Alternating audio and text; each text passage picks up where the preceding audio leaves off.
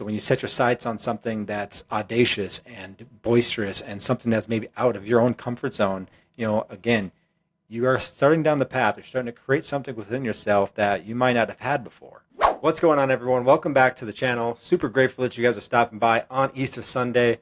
To all you guys out there, happy Easter. Hope you guys are having a great day. Today's topic of discussion, the power of setting unattainable goals. I'm going to break it down in a few different sections, but I think this is super important for the overall personal growth aspect of trying to improve ourselves. And the ultimate reality is we may not ever actually achieve that person that we're seeking, but that's the point. It's the journey of us actually pursuing that and becoming that. And in turn, one of the ways, the precedents to set in order to go down that path is to set those big, very large, unattainable goals. So let's jump right into it. So unattainable goals, really what does that mean? It can mean something a little bit different to everyone, but the overarching theme of an unattainable goal is something that we just won't achieve, something that's so big that it might actually scare us, right? And that's not to actually say like you should set those goals for the fear of of essentially not achieving them, but the premise behind setting those unattainable goals is that when you aim for something that's so large, you end up falling on something that still is very magnificent and something that is great. I talked about in my last video, card in the top right hand corner, how to create a personal development plan and my own personal 30-day development plan, which I will kind of do a video kind of my 1 week update for you guys here soon, hopefully Monday. But for unattainable goals, we set that high unattainable goal, and in between there, along that journey, we fall on some very extreme and beneficial goals that we've set on the road to that unattainable goal that really makes us so much better as an individual, so much better as a husband, a father, a brother, whatever that looks like, whatever it is that unattainable goal is. This unattainable goal can sort of be for all different kinds of things. It can be sports related. Again, it can be relationship related.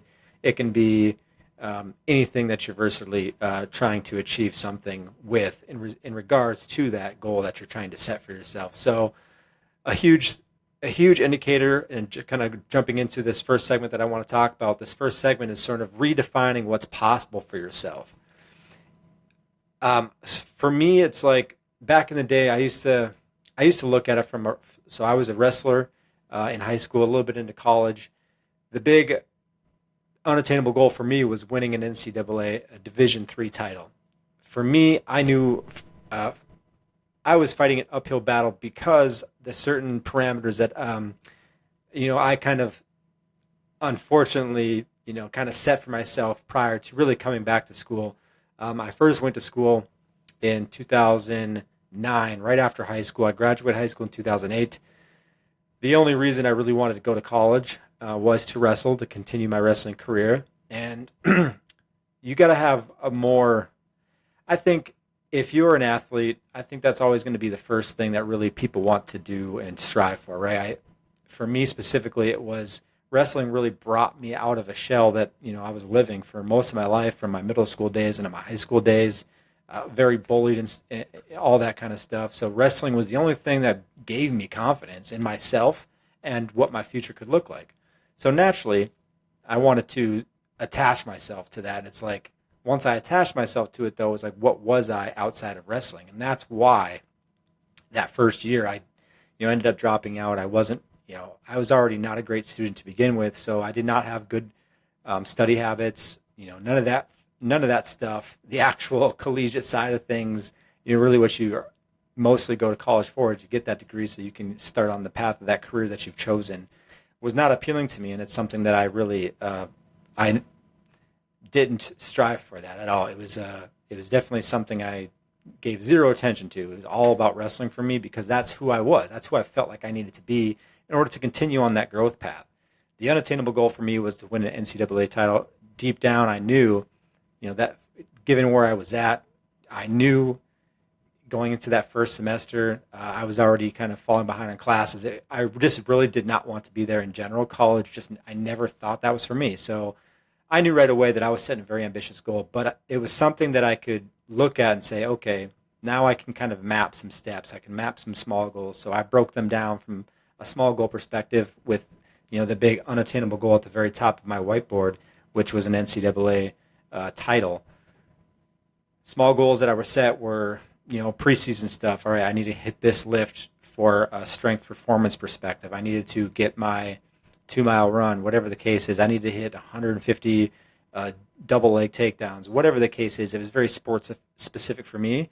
I really should have added some academic stuff in there. So, but again, unfortunately for me, I just did not have a very good background, educationally speaking. I really had to do a lot of personal development and self-reflection on how I could get better. How could I learn those study habits and whatnot? So that was 2009, 2010 school year. Again, I dropped out and, kind of proceeded to just kind of monkey around. I really was in a state of like no man's land for such a long time. So I didn't have any really high arching, unattainable goals at that time. I didn't know what the heck I was doing. So that is kind of like redefining the possibilities for yourself. And sometimes the unattainable goal aspect of it is sometimes, as I mentioned earlier, you're going to set that really high goal and you're going to fall. But besides this situation for me, I didn't really fall in anything except for maybe a lived experience that if I were going to go back and do it again, I would approach it in a much different manner, which I ended up doing, which I'll touch on maybe later. So redefining the possibilities of what that goal is going to do for you in the future. It expands our vision and really outlines what we're going to do moving forward to become that person or to be better at whatever it is that we're trying to be good at. The second thing that I want to touch on is fueling your ambition and your drive. If you set really small goals and you achieve those goals, that's great. You're achieving some pretty, as long as those goals are something that means, really something grateful or something very meaningful in your life, that's fantastic. But without setting that super high unattainable goal, you really kind of pigeon yourself into a box of only achieving very small things. So I believe from a fueling your ambition and your drive, you got to have something to just constantly push you, something that dang, I might not ever get there, but in that process, I'm going to become something that I never thought I would be able to become. I think that's very important moving forward. So when you set your sights on something that's audacious and boisterous and something that's maybe out of your own comfort zone, again, you are starting down the path. You're starting to create something within yourself that you might not have had before. And it's only really in setting that unattainable goal that you kind of have always something to strive for. By setting kind of smaller goals, again, there's really nothing wrong with setting a smaller goal, but I believe personally, if you set those smaller goals within the framework of a large unattainable goal, I think you're actually onto something a little bit deeper. You're on to something more meaningful in your life rather than just saying, it's like, again, I mentioned pigeonholing yourself. Well, if you don't set that unattainable goal, then you really are limiting yourself and your abilities on what you can achieve. Again, the small goals are great, but it's not going to really push yourself out on that comfort zone. Because I could set a small goal for myself. Let's say I'm going to go out and run 1 mile. Okay, I have a very athletic background. I was an athlete. I was in the military. Running 1 mile is very easy for me, and that's a very small scale goal that I'm not really pushing myself outside of my comfort zone in any sort of way because I know I can achieve it. So you're kind of seeing the connection there. If I were to say, which I've done this before, my wife's dad was a very heavy runner, huge into running, doing marathons and stuff like this. We kind of started doing some races back in 2023 and end of 2022, and these races were some races that I've never ever done before. Never really thought in my lifetime that I would really, kind of dedicate myself from a training perspective, but also just to go out there on actual game day, race day, and commit myself to. So the one that I'm referencing is an 8-hour timed run. I don't know if it was, I forget if it was specifically the timed.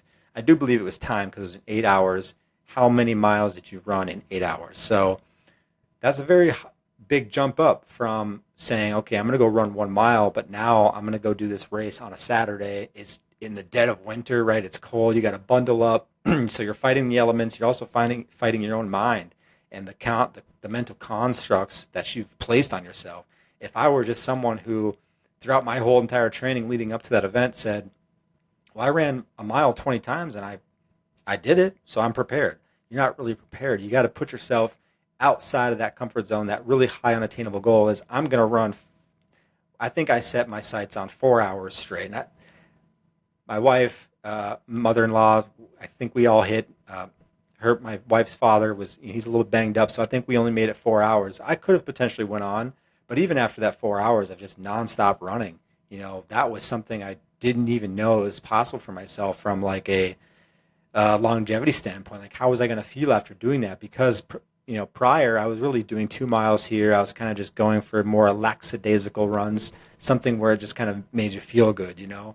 But when you're out there in the dead of winter and I've got jacket, hoodie, windproof jacket on. I got, I got running shoes on, but I've got, foot warmers in there. I got hand warmers. I got the scarf. I got the whole nine. Anything that I could do to prepare myself for the elements. What ended up happening too was I got overheated, which is really weird. I did not expect that. So again, setting that unattainable goal from that perspective, like if you're only setting these really small attainable goals, you're not pushing yourself outside of your comfort zone. You can do them. That's great. That makes you feel good.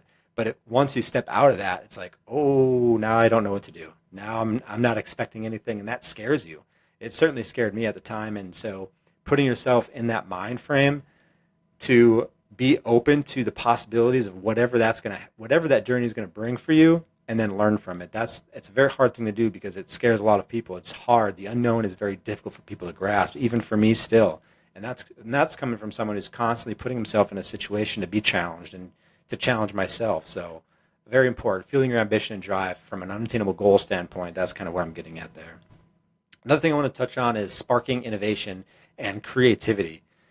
I think you'll find that if you set this one, so again, I'm just going to reference this race because what happened for me is it really sparked innovation in terms of like, okay, 4 hours, it was trackable. So afterwards, we were kind of looking at the results. I don't remember how many miles I ran. It was probably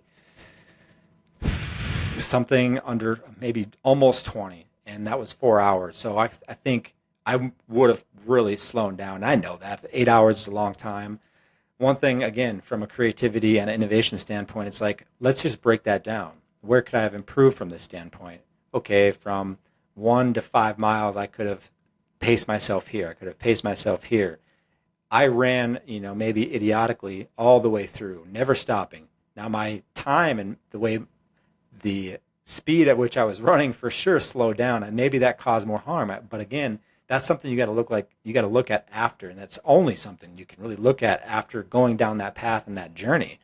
Again, this unattainable goal doesn't have to be like, okay, at the end of my life, but for me or for you, setting something that maybe you can attach some time to it. Okay, in the next 5 years, this is the goal that I want to set for myself. And again, it can come from whatever goal that you're trying to achieve, and then map that out and kind of say, okay, this is where I potentially should be. This is what I'm going to learn from it, and then just self-evaluating from each step of the way as you go down that journey. That's exactly what I did.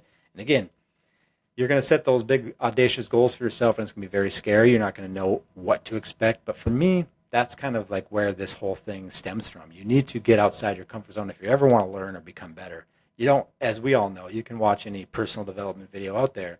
You don't get better in the comfort of your own home or the comfort of your own what you're capable to achieve. It's like if you can go out and, I don't know. It can be any example. There's so many examples out there. I'm always just going to try to use examples of my own life, but you guys get the idea. I think it can spark some creativity and spark some innovation for yourself, but you can only achieve that kind of reality or become creative and figure out innovation if you put yourself in that mind frame, that mental state of mind, right?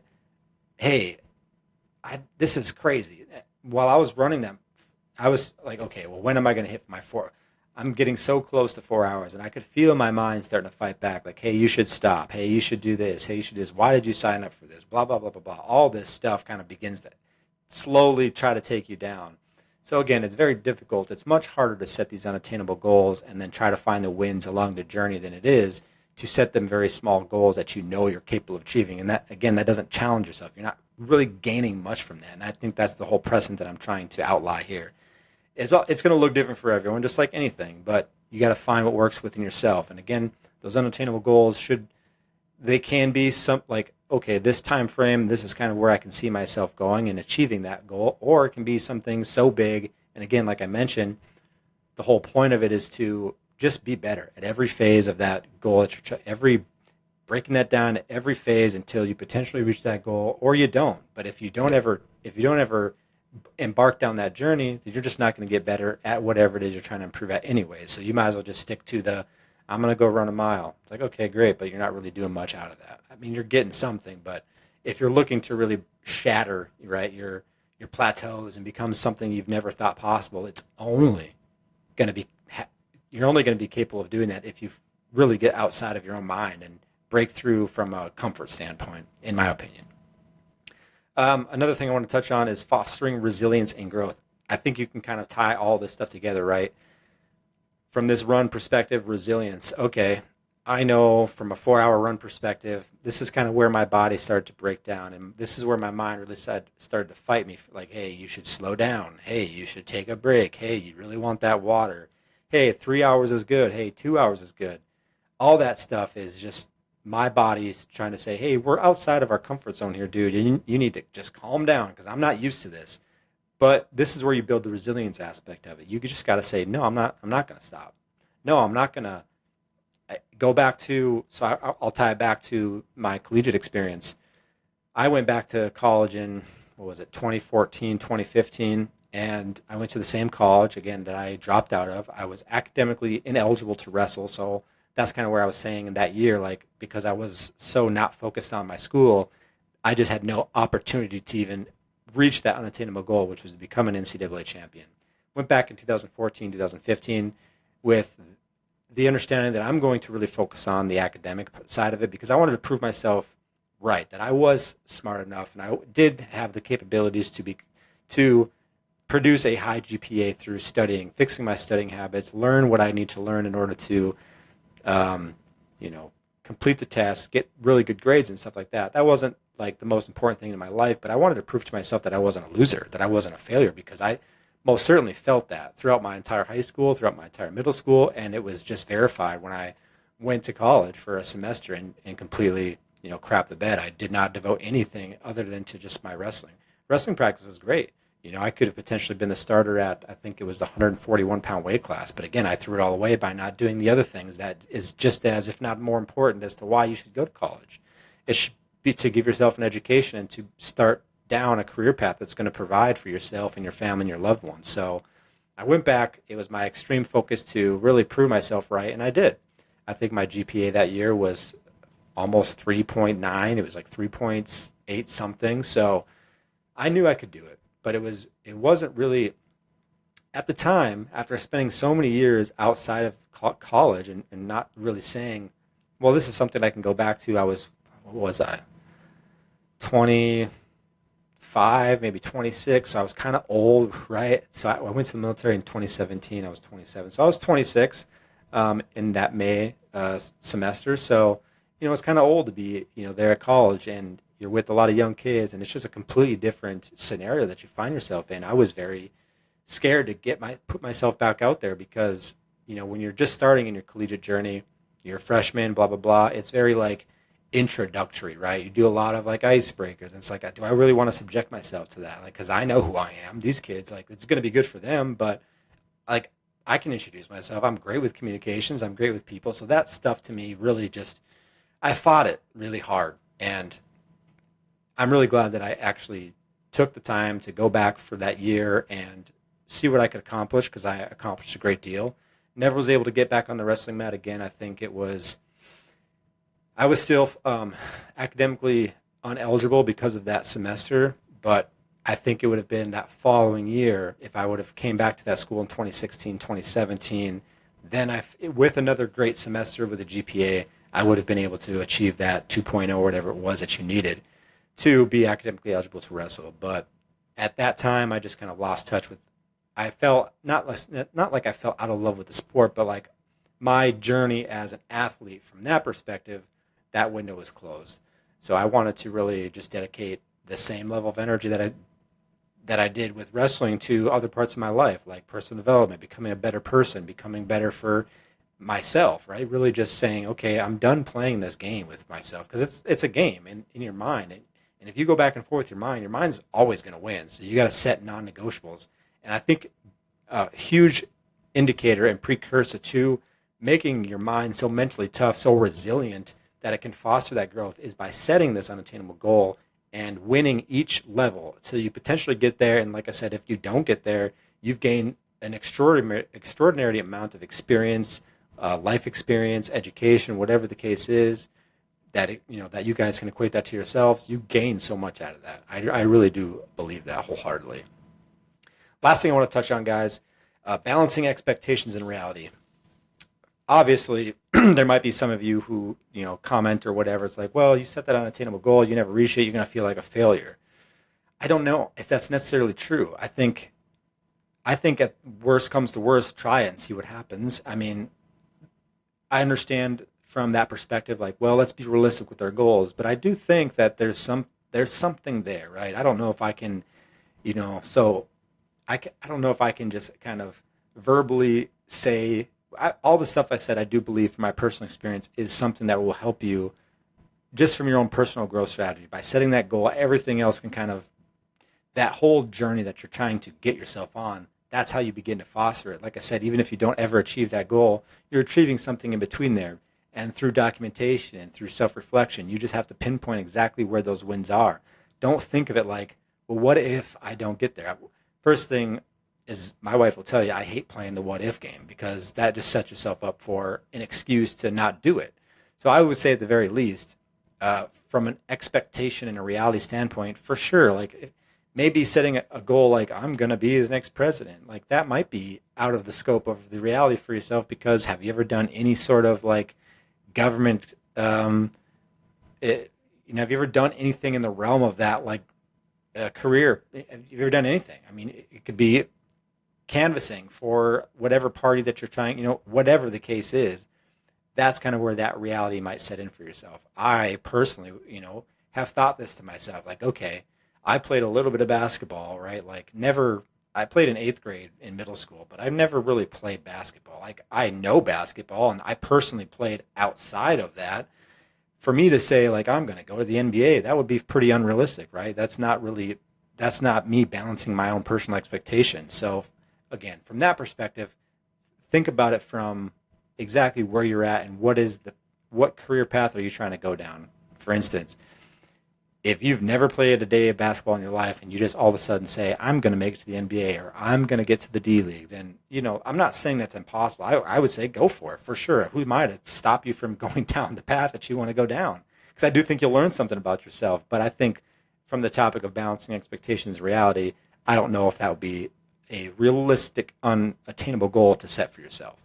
If you were a new father like myself, and you didn't really have much mentoring from your father growing up, then a goal would be like, I want to give everything to my daughter that I never got from my father. That is a huge, and I think maybe attainable potentially, but unattainable in the aspect that if I think of it like I'm going to be the best father that I can ever be, will I ever be the best father that I ever can be? I will, by going down that path and going down that journey every day. If I were to just say I'm going to give Clara $10,000 and that makes me a great father, that's not really like something that's going to push you to be the best. Give her everything you never had in your lifetime. So again, these examples can just kind of be catered to your own life. I'm just trying to give you something to really open your mind, an accessible way to think about what an unattainable goal can look like from that perspective. So again, take these topics, take these highlighted points. There's a nuance with everything. Affix it to your own life. Don't just take my examples for granted or take them as like I know everything. I most certainly do not.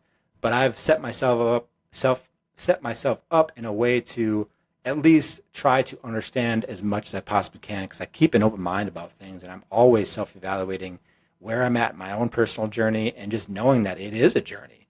But you can never really go down that path or embark down that path or achieve these small goals without setting something that, is much bigger than yourself. For me too, I've never had a relationship with, God or Jesus Christ, because I've always been agnostic.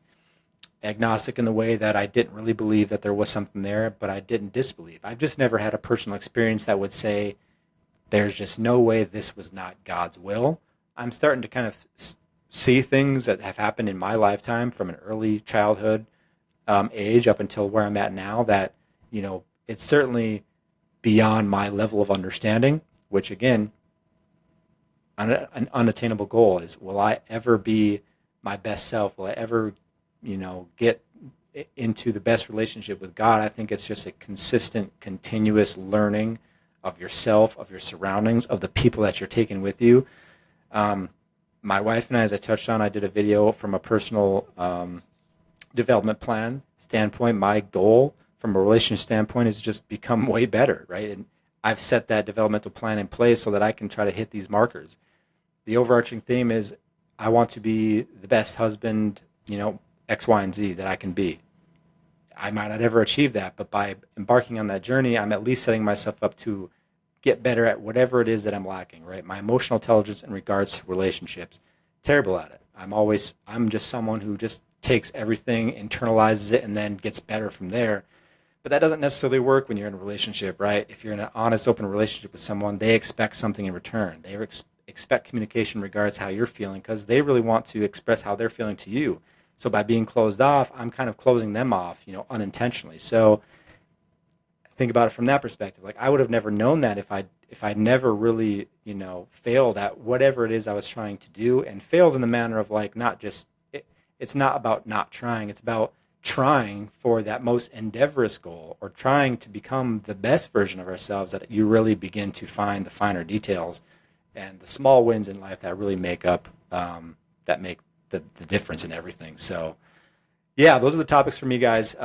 Shoot me some comments down below. Again, some of the stuff that you've kind of touched on, something that you've been embarking on in your own journey, and let me know, like, what do you guys think about unattainable goals, setting them up? Because I do believe that there's power in setting these unattainable goals, and it's really the power of just progression and becoming better as a whole to whatever goal you're trying to achieve. So let me know down in the comments. Appreciate if you guys hit that like, subscribe button.